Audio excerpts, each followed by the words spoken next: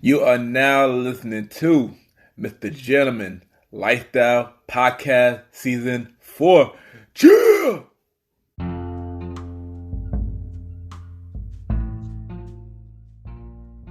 Yes, welcome back, everybody. Welcome back. And at this time, I got my special guest. She is a returning guest. She was on episode 35, part of the Date Night Talk series. You know, she's my good friend. We know for a very long time. We got history. I got my girl, Miss Vanna B in the building. Miss Vanna B, how you doing? Welcome back on the show. Hey, thank you for having me. Hey guys. Yes, and how you been? It's day by day. It's been a crazy hell of a year. We all agreed that 2020 was canceled. Yeah. It's definitely been a lot for all of us, especially for me, both personally, professionally, just everything. But you know what? I'm still here. I'm still standing. So God ain't doing me yet. So I'm happy about that. Yes. Yeah, you definitely agree. You know, I've been through a lot too, but we're going to talk about that a little later though. But you know, we ready for this interview? Welcome back on the show. You ready for this? You know, let's go. All right. So for those that missed the first interview with her, when she was on Date Night Talk, where are you from? Let's just remind them where you're from again. I'm from Southside Jamaica, Queens. No, so yes, I am. I am from Queens. I am from South Jamaica. I have a Caribbean background, Bayesian. Shout out all my Caribbean people. Shout out all my Bayesians. Yeah. So yes, but yes, all the queens come from Queens, baby. Yeah, and you ain't know Team Beijing in the building. I'm Beijing as well. You ain't know Team Beijing in the building. You ain't know. All right, so since Date Night Talk, you know, we both know you was on the show for Date Night Talk, the series version, and I want to know, is there any updates since the last time we spoke to you on that show? We spoke about a lot of things. Is there anything in particular we're trying to figure out right now? I guess your status from the last time. The person that I was dating that I'm no longer dating. I'll say that much. Oh, dang. I will say that much. Dang. Sorry to hear that. Sorry to hear that. Yeah. There is someone, but yeah. yeah. We don't have to get we don't have to get too much on that because this episode not about Date Night Talk, but we did, but So let my audience know, like, how would you describe yourself as a person? As a person, I'm definitely a giver, very loyal. I am stubborn. I am hard-headed, determined. Yeah, definitely. I am very also, the one thing that I don't like about myself and I need to change, and I'm learning how to change it, is that like if I'm cracking or about to break or if I need help, I tend not to ask people for help. I tend to want to figure it out for myself. And sometimes at the midnight hour, by the time I really need, help with people, it's whatever, it's already to hell or I'm just so whatever, frustrated. But again, that's something I'm working on both in my professional life and my personal life. So yeah. But other than that, I'm a ball of fun. yeah. You love that, respectfully. Back in the good old days, being out in the streets. Yeah. Well, before we continue, let me if those that missed that first episode that she was on, let me tell you a little story about how we met. Wait, y'all, I'm gonna go on mute. so we met in this spot called Club Rebel. That was like one of my first written spots that I was promoting that. Can we just have a moment of silence for Club Rebel? Because I will say one thing: if you're from New York and you never got to experience Club Rebel, I apologize. You did not live. You Club Rebel and all Club those Rebel. floors, all those steps. Oh my gosh! Yes, continue. Club Rebel was crazy. It was crazy. Yeah, me and my team was wild boys in that spot. But I was chilling. Because I know my team was in another floor, and I went to another floor, and I see this girl. Like, okay, cool, and we just started dancing and stuff. We ain't gonna tell you what else happened, but nothing like that. Don't say it like that. No, it was not like that. It was definitely a fun night. It was a fun night, yeah. It was fun. Nothing crazy, y'all. Was nobody getting the popping in the no, not like that. Respectfully. Not like that. but ever since then, me and her, we've been good friends and real close and stuff like that. So yeah, that's all y'all need to know. Yeah. So back to the main topic at hand. Let's talk about your beginnings in life. Like how would you growing up, and how that compare you to the person you are today? So growing up, I did come from a single parent household. My dad, rest his spirit, so he had some things going on with him, so he wasn't around, and I know this is the truth. So my mom definitely made sure to go above and beyond to make sure that I was able to go to great schools, have a really great childhood.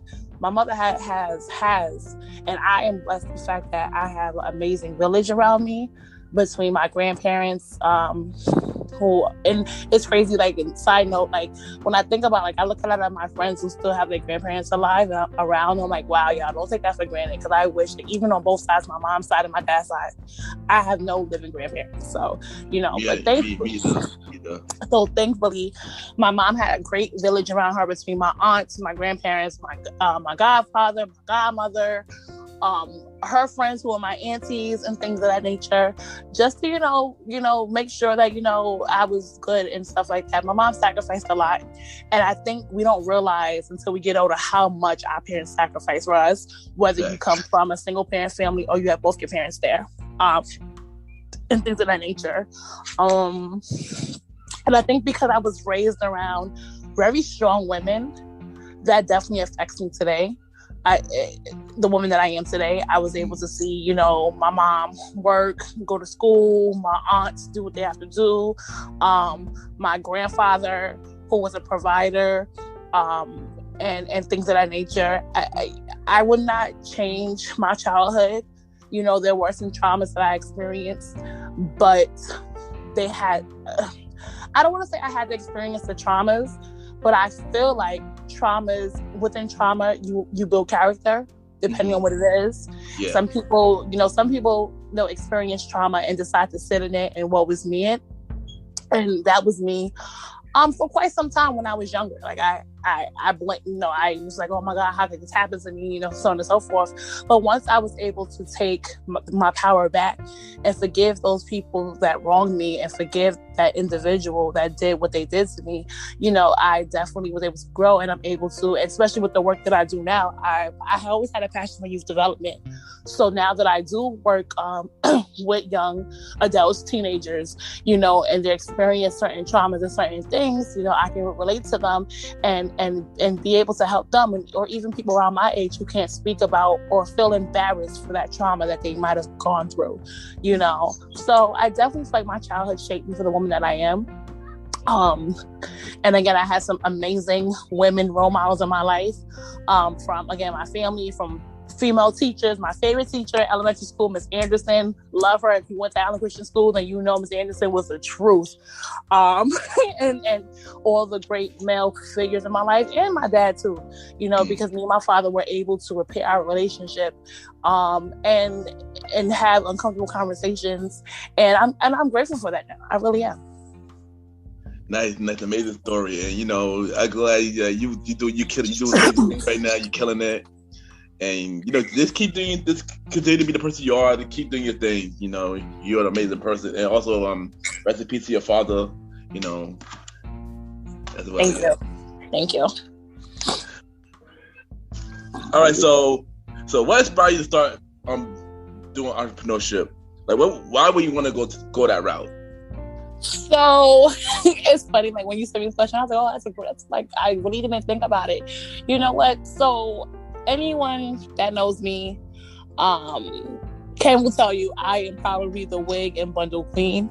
I'm always switching my hair up, and I know a lot of people say, "Oh, well, everyone's selling hair, everyone's doing."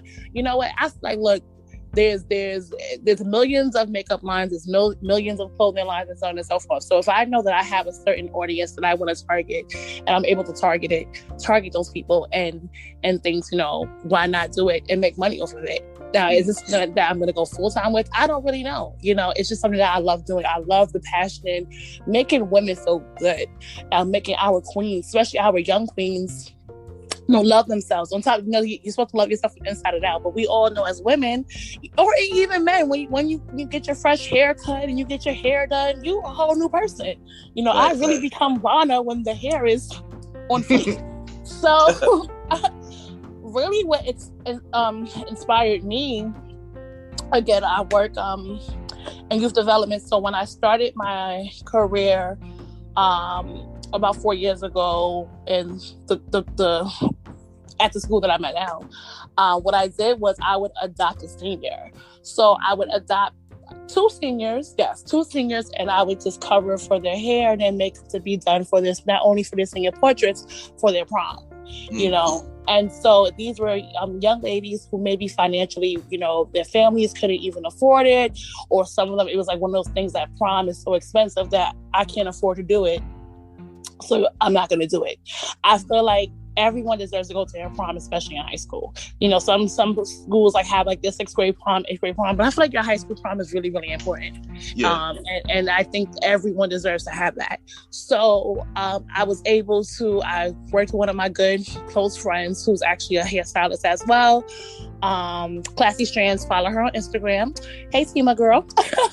So I was able to, and I would get compliments. The girls were like, oh, Miss. They would say, your hair looks so pretty, it looks so nice. I wish I could have bundles like that, so on and so forth. So when I adopted the two young ladies per year, I would, again, pay for their hair, pay for whatever. And then they were getting compliments and people were asking them like, oh, Miss so-and-so from my school, she helped me out and things of that nature. And then even when I'm walking around, someone will be like, oh, that's some really nice hair. I'm like, oh, yeah, it's, closures, this textures, that, and the third. And they're like, wow, really? That's nice. Can you give me the link? Or can you give me, they would ask for my number. And then I'm pretty much going, I was the middleman. Started being the middleman between, myself and my distributor. So I'm like, well, why? I can just become the man and not the middleman. And if they're paying me to order them here, then I might as well just, go ahead and just, make a business off of it. But I'm looking to do so much more than just selling hair. I want to be able to create a movement for all women, no matter, their race, sizes, their financial backgrounds. I want to be able to start a platform in a conversation that all women feel beautiful. I think that, I'm very big on body positivity, especially being plus size. I don't know where I fall in the range or whatever the case may be. My self-esteem was definitely something that was tested for me as a child. I used to get bullied. I got bullied because I was fat and I had eczema. So it was like boom, boom, boom, for me. So I want to be able to create a platform that all girls, all women, because even as women, we do have some insecurities. You would think after 30, it is what it is. But just some days we wake up and we don't like what we see and we have to change it. And then we're also, going against, the societal norms of what's supposed to be beautiful, that you have to have a small waist and a fat ass, respectfully, and not saying that's what beauty is. And beauty comes in all different shapes, sizes, and so on and so forth. So my entrepreneurship, really, yes, it's able to allow me a lane to make money, but I really want to be able to have these relationships with my customers for them to feel good from their head to their toes. Like when a customer's coming to me like, oh, you're purchasing hair, okay, it's not like, okay, you're purchasing hair, this is what you want, okay, bye. It's like, all right, I want to get to know the person that's buying from me. What are you buying here for? Just because it's your birthday, it's vacation, what is the purpose, and and things of that nature. And I think also customer service, I'm very big on customer service. I believe that my mother always told me, if you walk into a store and they do not acknowledge you, then you don't buy from them. So I try to make sure, and it's hard because, again, working a full-time job and, trying to be, and being an entrepreneur, I don't want to say trying, and being an entrepreneur, it's really hard, but thankfully I have customers that are so flexible. They understand if I can't answer you, immediately with an email, I'm going to follow up with you and so on and so forth. If it is a delay in your package, girl, don't worry, I'll make it up to you. It's just something that you don't like, let me know, because I'm learning every day. I appreciate, feedback, constructive feedback. And, and I want to be able to grow and have my brand grow so that the vision that I have for it, I'm able to manifest it and it can be what I want it to be one day. I look at people like Ming Lee, who I love in the hair game. People like Super Scent, young African-American women that are doing it. So again, it is financial, but it's also just a I want my girls, or my divas, as I call them, to feel great and amazing about themselves. Nice. And yeah, do it. I would say do it. You're doing an amazing thing right now. Make your next step for your brain and stuff. And I do agree with you about the bullying. I've been bullied as a kid too, so I know how I feel. So it's good that you want to inspire others to push them at their best. I'm glad that you want to do that. I think you should do that. You're doing amazing things. You should do that. So now let's talk about your brand, Viva La Graham Hair. Yes. Like when did you start it, and how you get the name? How you came up with the whole idea? So originally I started it about, it has to be 7 years ago. To be transparent, I started it at a time where I was in the process of grieving a close loss to me. And I think I was doing it to get my, my mind off of it. And I realize now that I really wasn't fully in it. I was just doing it like, okay, yeah, let me just do it, So last year with the pandemic, we were stuck at home. There was a lot going on. And I was kind of just thinking, like, I'm blessed in the fact that I was still able to work during the pandemic. And I don't take that for granted. And I don't take that lightly. Because there's so many people that were affected, that lost their jobs, they couldn't work. And, I don't take that lightly, but I also I'm at a place where I'm 33, I'm in my Jesus year. And I'm also, thinking about the future. If I decide to have children, generational wealth and learning more about stocks and cryo, currency and things of that nature. I want to be able to set not just my kids up when I have them, but also their kids as well.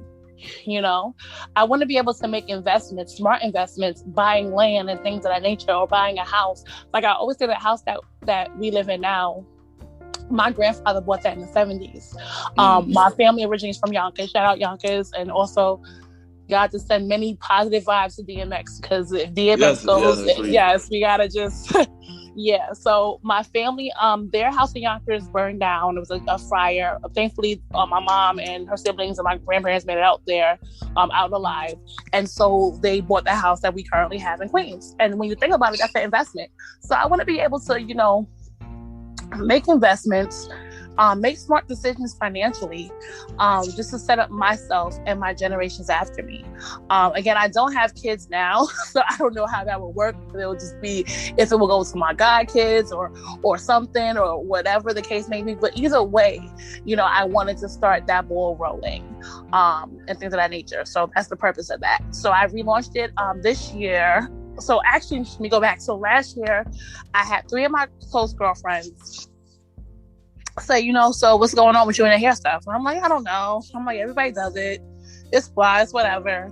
And, and I kind of doubted myself. I doubted myself because of the feedback I got previously. When I first did it, and granted, again, I said that I did it just to kind of, get my mind off of something that was happening to me. But I also had people around me that I called friends say to me, like, well, everybody else got stuff in their life going on. No, we can't just sit here and click a share post on Facebook. No, we don't got time for that. But I see you sharing everybody else's things. So I was definitely very much so hurt, because the people that I thought that was going to rally behind me, not even rally behind me.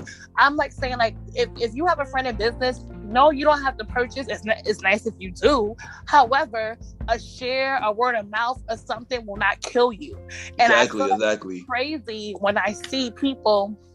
We will retweet celebrities every day and retweet, other people, but we won't even give us our friends, that type of support. And it's crazy. It's crazy about them. It's crazy about our people. Yeah, so I know. I was definitely really emotionally hurt. I doubted myself because my friends weren't, supporting me, and there were other people that weren't in my friend circle who were. So now fast forward to this year, last year respectively, 3 of my good girlfriends, we had conversations. They were like, you were doing it. What happened? You stopped. What's going on? I'm like, I don't know. And then the city slowly started to open up, and I saw that businesses were open. But then I also noticed too that a lot of people, due to the pandemic, had ordered hair, and orders were so backed up that some people who had ordered stuff like hair in May weren't getting their hair at all, or they weren't getting it until like August, September. So then I'm like, well, I had a couple people on the side, even though I took this break throughout the years, a couple people would be like, oh, you still got the hair plug? Oh, here. I'm like, yeah, I can just give it to you. They're like, nah, just order from me. I'll tell you exactly what I want. Just order from me and do it like that. All right, cool. So I had a couple people like, hey, the cities, us females, once New York started to open back up, we had to get our life together. We had to go and get this hair and these eyebrows done, honey. So, I just started back like that. And three of my good girlfriends happened to it was 3 conversations in 1 week that we had. I didn't mention nothing about the hair. We were just talking, and they kept saying it to me, so that pushed me to redo it and to relaunch it. So Viva La Glam really is just living the glamorous hair. I want my girls to feel glamorous and amazing when they have this hair. I want them to feel like the bosses, the independent women that they are. And so that's that. I have honestly been deciding if I wanted to keep the name. I was kind of like playing with other names. But right now, that's definitely the name that I'm running with. I love it, Viva La Glam. Again, you're living the glamorous hair. And so, yeah, that's that. Nice. And I'm glad that you start doing this again. Like I said, keep doing your thing. Also, you know what they say, strangers will support you more than your friends. So, and I know the feeling, because I was going through the same thing when I started the show. A lot of my friends did not support me, but a lot of people who wasn't in my circle, or even strangers that I didn't know, was supporting the show. So I could definitely relate. And I definitely understand. But I'm glad that you didn't let that stop you from doing what you're doing. So keep doing your thing, Ms. Vanna B. Thank you. and also, let's continue to keep DMX in our prayers. So let's continue to keep him in our prayers as well. Yeah, that honestly, and I know, just like a side note, but that when I heard that, literally, I was just like, no, we need Earl Simmons, and I think you might know. I don't know if you know a bit, the way I feel about DMX. I used to rap that. So I remember. I remember. Yeah. So, and honestly, that was actually one of my dad's favorite rappers too. So it's I'm like, it just sucks. And it's also a moment that we have to, as a community, realize that, we have to help our friends and family that are suffering with, whether it's substance abuse or mental health issues, really rally around those people, and things of that nature. They do need support. I'm someone that understands it, because again, I had to deal with that in my personal life. Not me personally, but someone around me had substance abuse issues. So I definitely understand that. But we have to keep him up in prayer, because no matter what, he's still a man. He's still a human being. He's a father. He's all the above. So if you have someone that's going through something, talk to them about it. Get them help. Try to, be there.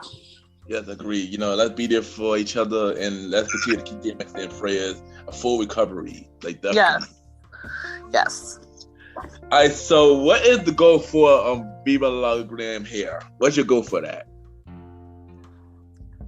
So honestly, and I'm going to be transparent. That's my favorite word, transparency. Yeah, it is. I don't want to say I don't know, but because I'm still figuring it out, I was like, do I want to store them? I don't know, because again, I still have my regular career that I absolutely love. I love my students. I love what I do, So honestly, I can say, and I feel like that might it's okay not, if you're an entrepreneur and you don't know, it's okay to not know.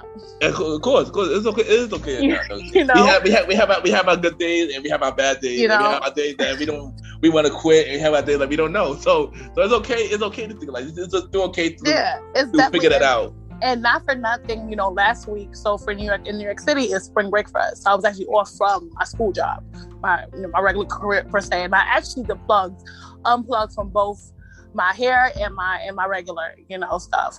I was taking orders here and there, but I really needed a moment to kind of sit back and focus on me, on Vanna, because if I can't focus on me, Brittany, Vanna, however you want to call me, then I won't be good for any one of my careers and my jobs. I can't show up. That's true.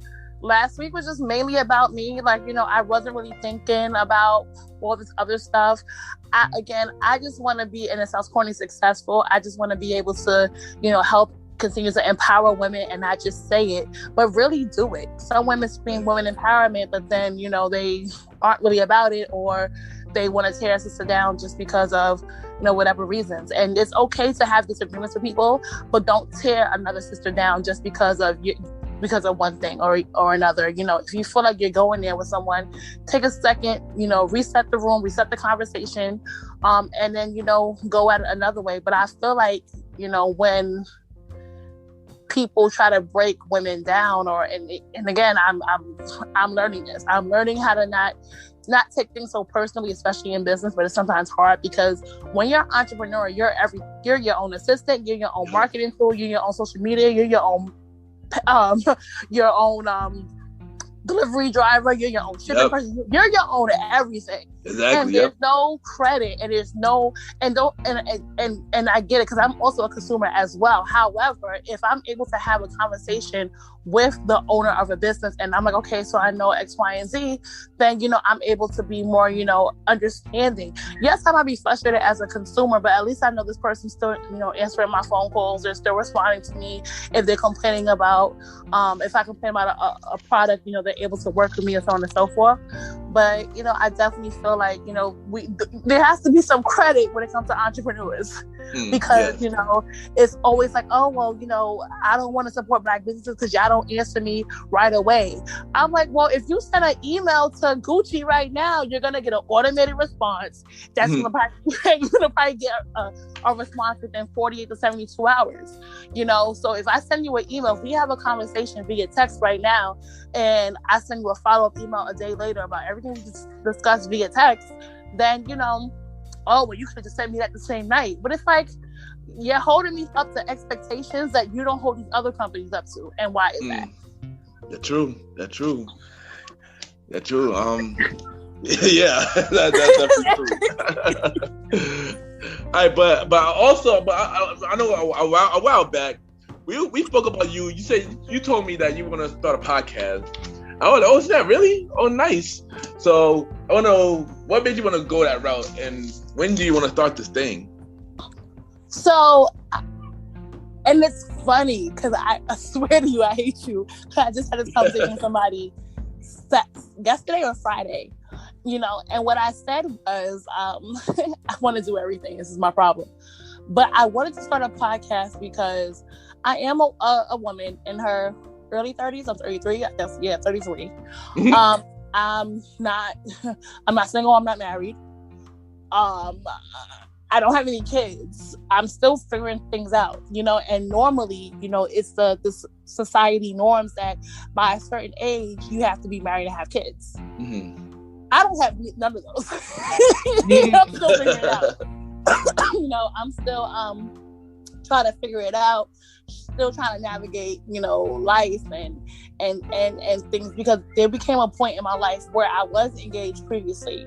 And that didn't work out. And that was probably one of the biggest heartaches that I've ever had, because I was like so excited to embark on being a wife. And I knew with being a wife and all that, and eventually we're going to have our little Vanna B juniors and X, Y, and Z juniors.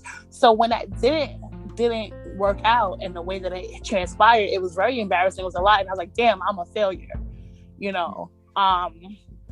and things. So the idea of my podcast, I see a lot of podcasts for like, and this is not shaming or speaking negatively, there's podcasts for everyone, but I feel like there's not for women like me who are in a certain age range trying to figure this shit out. It's like, and so I want to be able to have some of those uncomfortable conversations, things of that nature. There are women out there that suffer with, sexual abuse trauma. We're entrepreneurs. We have women. It's very high African Americans that suffer with infertility, PCOS, things of that nature. And I want a podcast that targets all of that. Because I've seen, I don't know how you can see, like, I don't know. I've done some researches. I see so many podcasts for like relationships and for moms and single dads and so on and so forth, but I don't see a a podcast targeting some of the women that I know that are going through some of the things that I'm going through, and having a safe space or safe platform to have these conversations and not to be judged for it. Mm-hmm. Yes, you know, it's like, you know, why you don't have no kids yet? Well, because that's very hard for me to get pregnant. It's very hard if I get pregnant for me to, you know, sustain a pregnancy. You know, so let's just have all these uncomfortable conversations, and so y'all can kind of, you know, get, you know, some of the things that women around my age we deal with on a daily basis, and also to still be a little ratchet and have fun, you know, but to also, you know, have those conversations. So yeah, so I still do want to do it. I just don't know how to start with it or whatever. But I do want to do it. I really, really do. I do. When? I don't know. Maybe this summer, you know, I can do that. But I'm still, you know, learning, and I'm still, you know, watching a couple podcasts to kind of, you know, see the flow and the things of that nature. So we'll see. Well, you know, you're talking to a podcaster now, so you know, I can help you out. We can talk after the show. Yes. You know about that. But you know, and those topics that you mentioned is really interesting. I would definitely tune in to that. Yeah. And listen to your podcast. I would definitely support you in that. You should definitely do it. Thank you. But I know we spoke briefly about this. You know, about the pandemic. Because if you really think about it, we are through the pandemic, even though stuff is opening up. So. So, like, how did it affect you, and what did you learn from it? Wow. So the pandemic forced me to have uncomfortable conversations and come to a lot of realities for me. And I'm gonna try to talk and not get upset or whatever. So y'all gonna bear with me for a second. So the one thing I would say that I had to come to the terms of loss. And those were, so my dad passed in 2019 in March. And then my best friend of, like, we were friends. He knew me since he knew me since I was like in pre-K kindergarten. And we just kind of became close over the years. And he was like one of my best friends. He actually passed from cancer New Year's Day of last year. Oh, wow. So I'll say this is that with my dad's passing, and even with my best friend's passing, I wasn't, because, you know, you find everything goes really quickly when someone passes. Like, you ever realize that, like, in the midst of grieving, like, everything just speeds, like, it's like on 1,000. Yeah. And so when my dad passed, it was like I got the call, I got there, this happened. And I was like in zombie mode. Like, I couldn't, like, I had to, like, I didn't have the time to sit down and process what is going on. Yeah. And then, you know, we did like 2 weeks to plan the funeral, running wild, the funeral, whatever. And then, you know, your job gives you 5 days off, but I really needed more than 5 days off. And I'm like, I have to go back to work, because if I don't go back to work, then A, B, C, D, E, F, G is not going to happen. Yeah, and that first year of my dad's passing was the quickest year of my life. That year went by so quickly that I was on, like, going. I was like the hamsters in the wheel. Like, I was just going. So then when my best friend passed in January, it was like, I knew he was sick. We knew he was sick. I don't know. I don't know if I really imagined, like, not having this person. Like, no one imagines not having certain people around them. Yeah. And so when my best friend passed, it was literally New Year's Day. I was like, what the hell? And it was like, okay, well, and then I told, you know, the people that I need to tell or whatever. And then for a second, it was just like, yo, I can't believe, like, I lost my dad last year, and I'm losing my best friend now. So I say this to say the following. I think the pandemic forced me to grieve. The pandemic forced me to sit down. I'm normally a person, I'm always on the go, on the run, always something. It forced me to sit the fuck down. It forced me to have uncomfortable conversations. And I'm not going to hold anybody when the pandemic, because I think it happened so quickly. Like, literally, I remember, you know, getting phone calls at my job and parents asking, well, what about coronavirus? I'm like, okay, no, I think we should be fine. We should be good. And the day that I found out the schools were closing, I happened to be in Atlantic City. And I look at my phone and I'm like, oh my gosh, this is real. You know, I don't think we really thought that we would go into lockdown, and we were locked down clank. Yeah, for a while. Completely. This was like being in. I don't want to compare to being in jail. I don't want to use that, but it was lockdown clank. It was a lot. Yeah. So I'm used to getting up every morning, leaving my house, going to work, doing whatever. But now I'm in the house. I love my family to death, but you're in the house with your family all the time. Yeah. All the time. All the time. Did I say all the time, y'all? Yeah, all the time. Trust me. I know the feeling. Things and certain kinks that you're like, oh my God, I can't do it. And then I also will be transparent again and say that when we first went to lockdown, y'all, I was the Henny queen. I was going through at least like a half a gallon of Henny every 2 or 3 days. Like, it was bad. Like, I was drinking a lot, and I think everyone was. Like, I think we all were like, we're in the house, you know, the liquor store open, and that was the thing. Like, oh, I can drive to the liquor store, I can walk to the liquor store, it's open, okay, fine. Why not enjoy that bottle? But then, you know, when you drink, sometimes emotions come up and things like that. Yeah. And so it put me in a predicament where I had to kind of sit down, reflect on myself, reflect on the losses that I've taken, both, you know, with people passing and personal and professional losses, and really say, you know, how do I want to make it better? Like, how do I want to make myself better? But it definitely made me grieve. And it was uncomfortable. I didn't like it. It was like, it was like, I can't explain it, but it made me, you know, accept my reality that 2 of the most amazing men that I knew in my life were no longer going to be there for me. And for me, it was hard because those were like my protectors. Like, I can say I have another a protector, like that figure, like protector. Like, as a woman, yeah, you know, we can be independent, we can do whatever, but there's nothing like a male protection or somebody holding, like, it's different. It's like a brother, or like that type of feeling. And I definitely had to like realize that, you know, that feeling, I wouldn't be able to hear their voices again. I wouldn't be able to text my best friend, we going to Applebee's? That was our spot. we go get drinks. Like, how you want to do this? You know, I had to realize that my norms, what was day to day and consistent for me, were no longer going to be that. They were only memories. Yeah. So that happened, but then it also allowed me to become closer with, you know, my family. For us to have conversations, it did a lot. It did a lot of good. There was some bad times, some hard times, but there was a lot of good, you know, and things of that nature. So yeah, it definitely forced me to say, okay, you know what, Vanna, Brittany, whichever y'all want to call me, you know, what is it that you want out of life? You know, there's people left and right, people were passing, and people we didn't know if, you know, I have family members that did have the virus, and that scared me to death because I didn't know if they were going to be okay.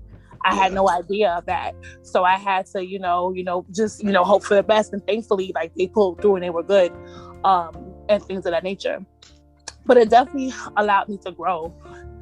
And I'm proud of that. I'm proud of that growth. It put me in a very uncomfortable position, and I'm very grateful for it. You know. Yes, and I'm not gonna lie, the pandemic was hard for all of us. Like I said, I had my many bad experiences with the pandemic. Y'all can listen in the past episode. I don't feel like explaining it here because it's a lot. But, you know, once again, you know, sorry for your losses, and the best thing we can do is continue to support each other, be there for each other, and stay strong for each other. Because even though everything is open, we do going through a pandemic. So let's just continue to be there for each other and be strong for each other. Yeah, and it's definitely like you have to also, like, don't take for granted people in your life, you know. And I feel like, we tend to do that sometimes. We tend to just assume that people are supposed to be there just because. It's like, no, you know, and the people that you do have around you, don't take them for granted. You know, love on people, check up on people, even if, like, you don't have to need something from someone just to say, hey, how you doing? Exactly. Yeah. How you feeling? You know, you good, or whatever the case may be. So that's definitely something that I've learned, and I've been more mindful to try to, you know, just, you know, hit people up just because, like, oh, we may have talking in quite some time, but how are you doing? You good? Or so on and so forth. So those are definitely things that I've learned coming out of that. Yeah, me too. I try to do that a lot anyway, but I try to do that a lot more during the pandemic and check up on everybody's needs, everybody good and stuff like that. So, yeah.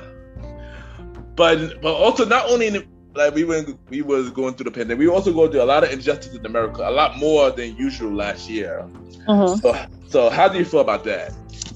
So I think that it was bound to happen. And when I say that, I say the following: that I think we were in the house, we couldn't do nothing, and every day there was something going on. We've dealt with the injustice of African Americans for how long, and what I think is that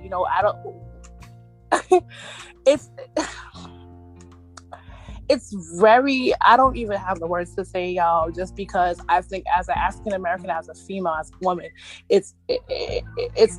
we've experienced post-trauma from that. Yeah. I will say that Breonna Taylor's murder, that's a murder. Yeah, George Floyd's murder. And the fact that it's like documented, and the fact that we're even sitting here having to say, like, have this man on trial for killing someone that we all saw a murder. I don't know what video they saw, but I saw a murder. Yeah, I did too. And so we got to a point that we were tired of being tired. Like, we're tired of just our lives not mattering to anybody. People want to sit here and do cultural appropriation and be down with the culture, but when we're really going through something, who are our allies? Exactly. And it's just, and then we had the audacity of the former president. I don't want to call him a president, but whatever he is, Mr. whatever, it was just so crazy. Like, we know racism exists, we know that, we understand that, but just to see it on the level that it was so there, like, you might as well have put a KKK mask on him and just called it a day. Like, it was just so crazy to me. And then people want to sit here and say that it doesn't happen. And the point blank is, let's look at the DC riots that happened back in January. Yeah, that was January. So let's compare this now. Let's compare the Black Lives protesting things that went on all across the country, all over the world. Because there were people in other countries protesting and standing in solidarity with us.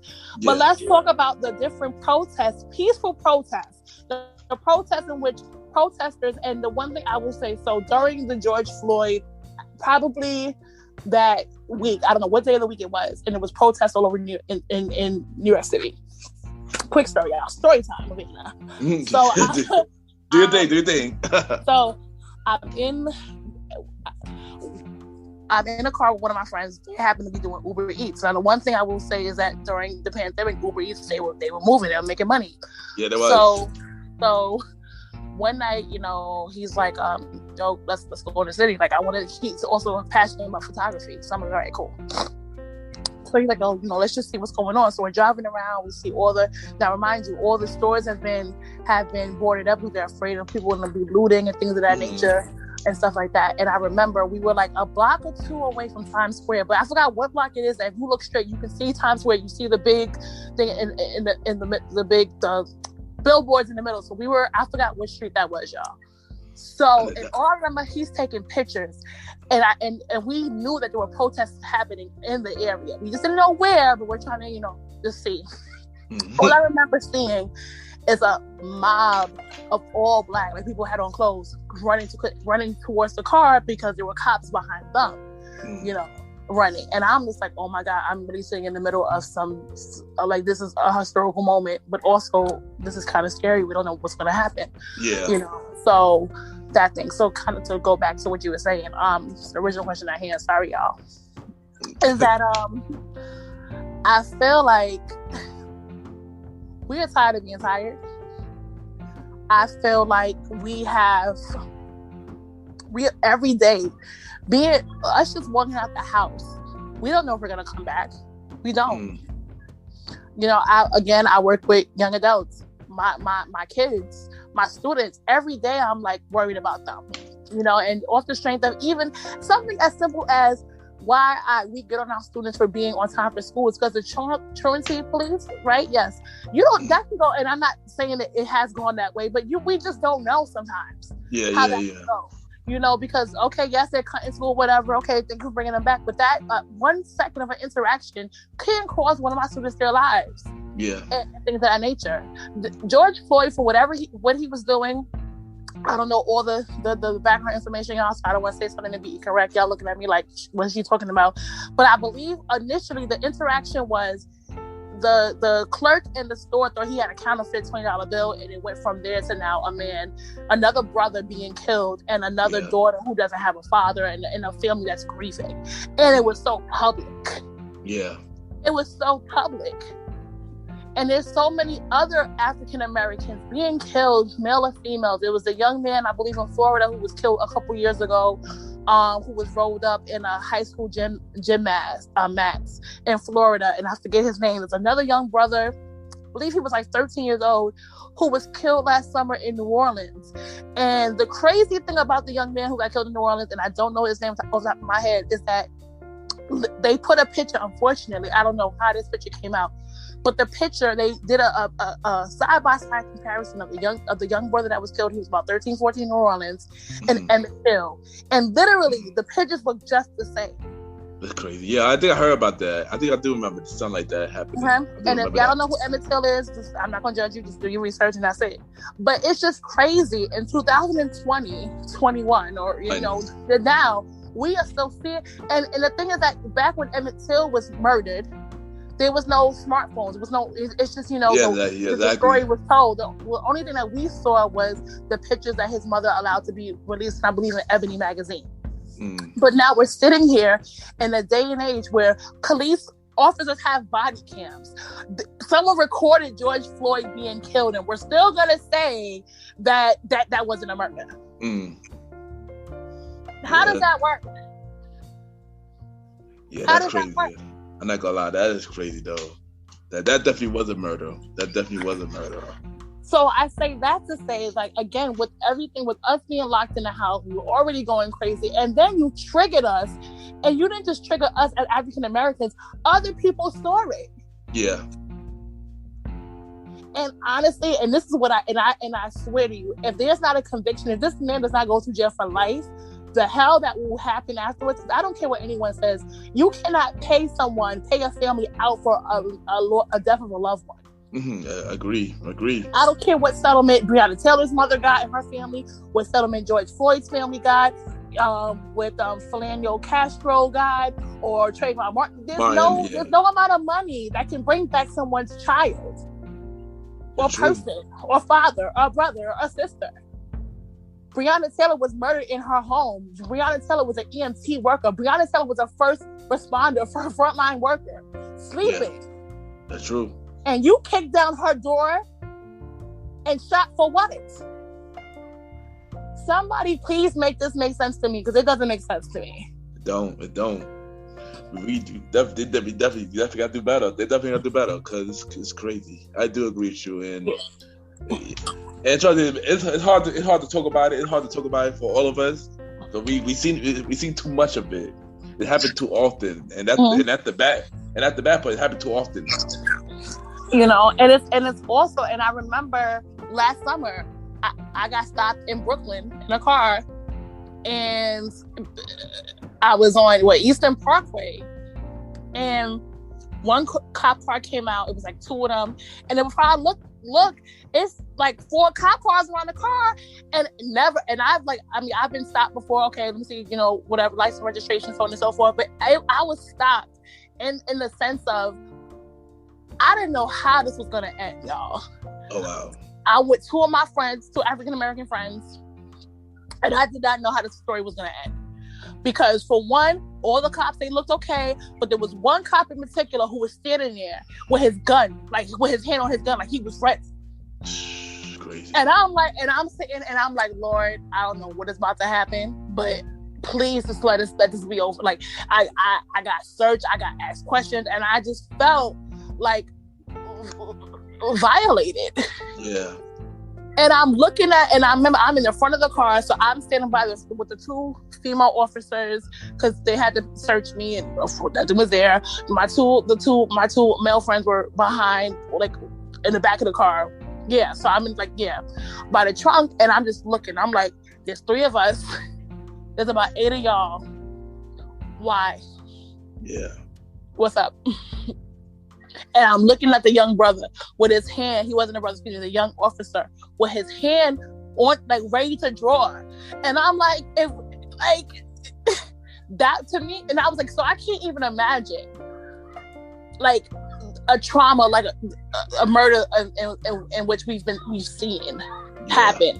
And it hurts for me because I know friends who work who are in the police background and things of that nature, and thankfully I'm happy that I'm able to have conversations with people who understand, who do wear the uniform, but also understand, no, this isn't fair, this is not how life's supposed to be, you know.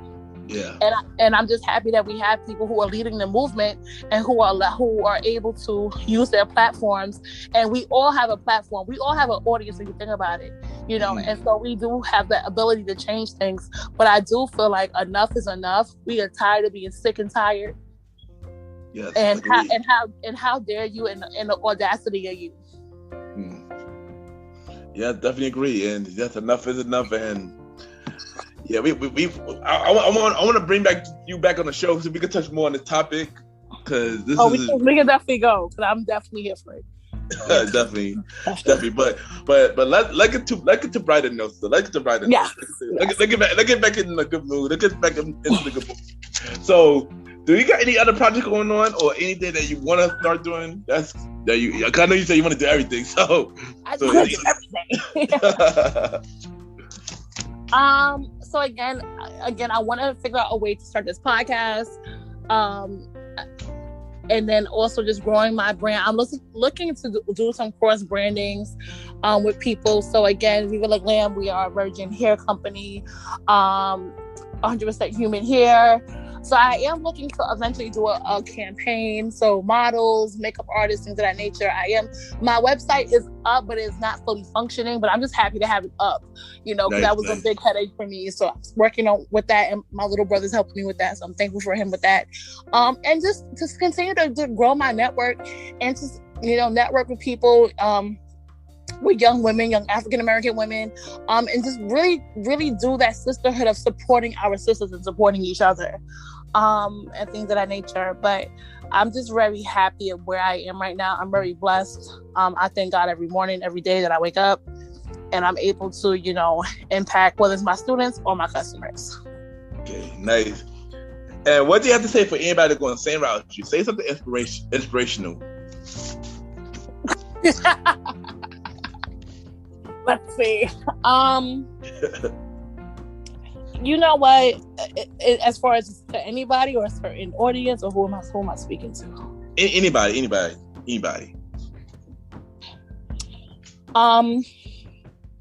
What I will say is that you are enough. You are important. You are special.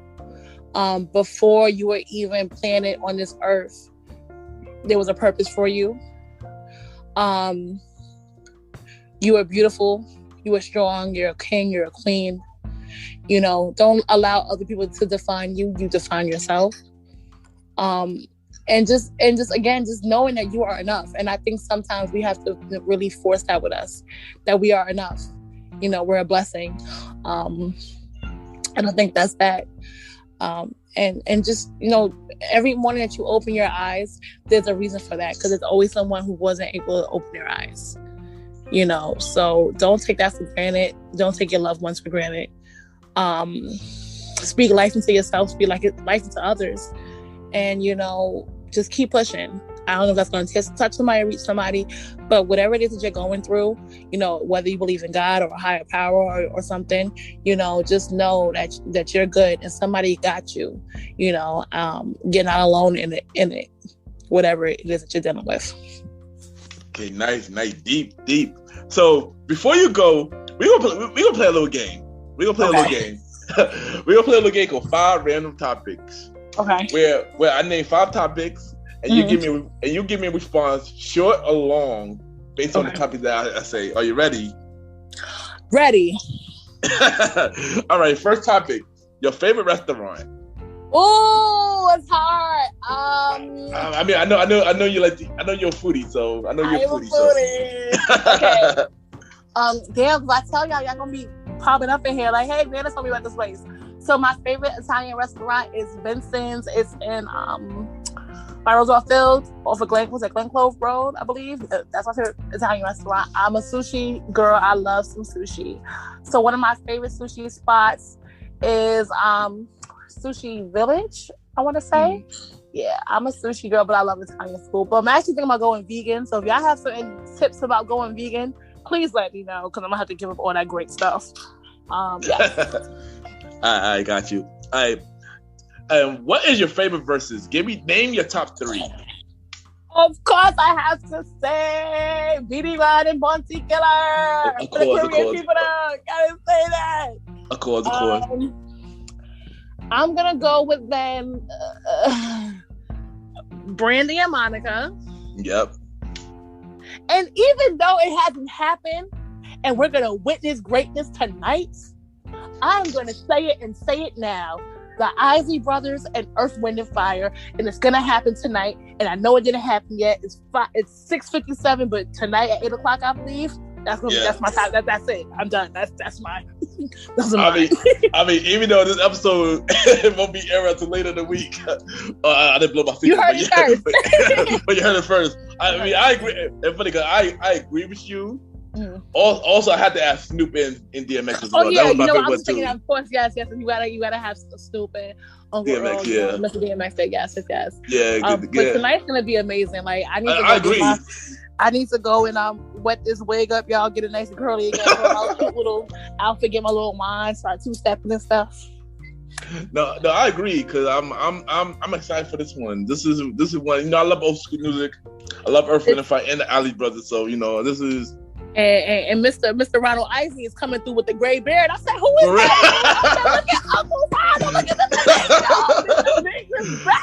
Mr. Big is back. Mr. Big is back. Wait. Am I the only person who you think about this? Like when Contagious first came out, like how old was Ronald Isley then? So how old is he now? Like think about stuff like that. No, but here's the thing about my he been out. The Isley Brothers been out since the Motown days. Yeah, I know, but I'm just saying. Like when you think about it, like they've been out forever.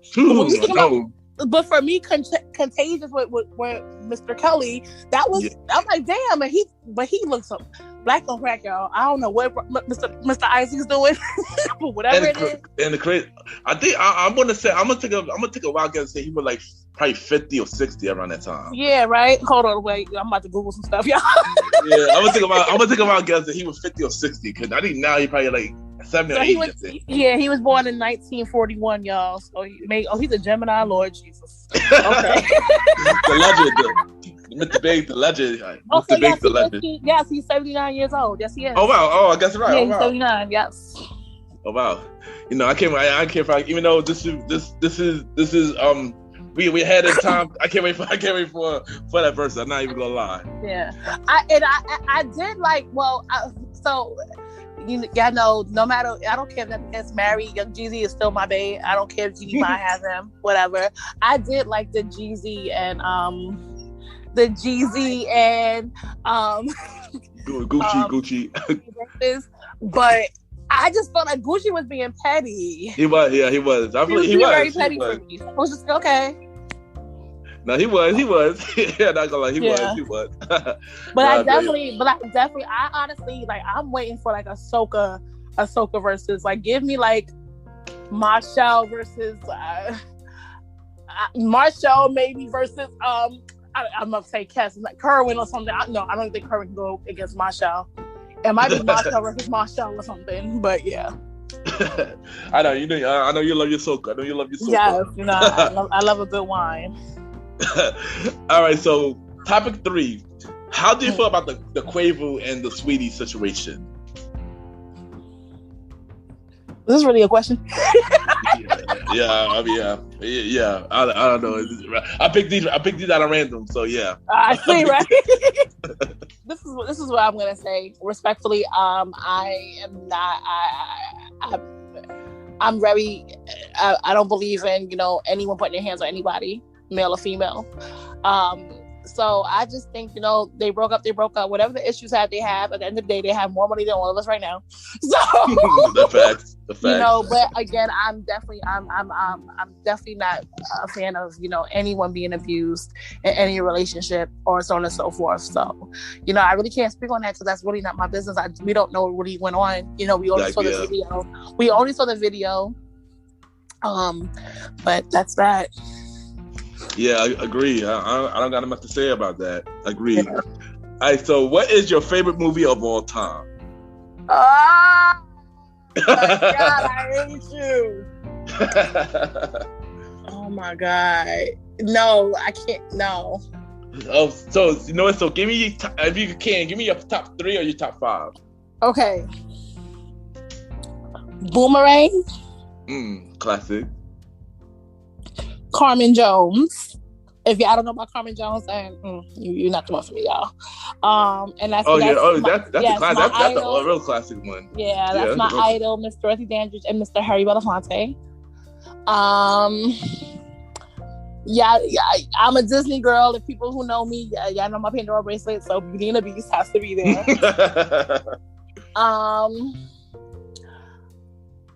Waiting to Exhale.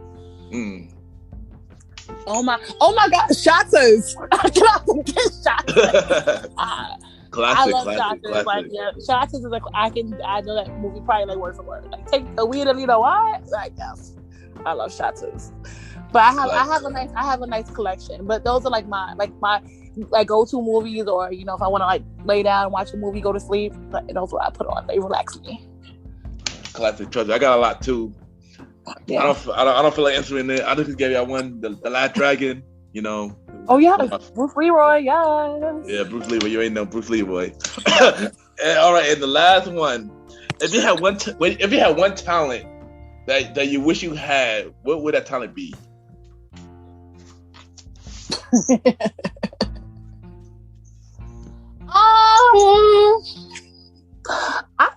I don't know, because I feel like we're all talented. Like, what's something I want to do? Like, I actually do wish I was a better drawer. I do wish I was more like I'm a beast at doing like graphic designs with with programs, but like me pen and paper, no, I'm 6 figures all day. I don't blame you. But Miss Vanna B, thank you for coming back to the show. This was a good conversation. I love it. Yes. And keep doing your thing. You stay doing an amazing thing, and keep you've always been a good friend. And I'm here to support you always. And you already know, drop your social media and drop your all the info about your business and where they can reach you and stuff like that. Yeah, so y'all can follow me at Vanna B, Vanna VA on Instagram, VANNA_BEE. And I also will give you the link to my hair page, Viva La Glam Hair. Viva, so VIVALAGLAMHAIR.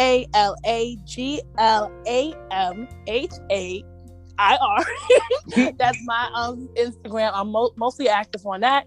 I do have a Facebook page, but again, it's to keep in the loop with your girl, Vanna B. If you're on Clubhouse, I'm also on Clubhouse, same name, Vanna B, but no underscore.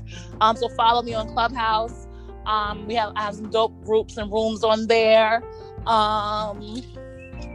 And that's that. But again, it's always a pleasure, catching up with you and kicking it. And thank you for allowing me back. Hopefully this won't be my last time. No, this definitely ain't your last time. We definitely gonna bring you back. We definitely bring you back. We got a lot more conversations to unfold, so I definitely gonna bring you back. And thank y'all, and we'll be right back. All right.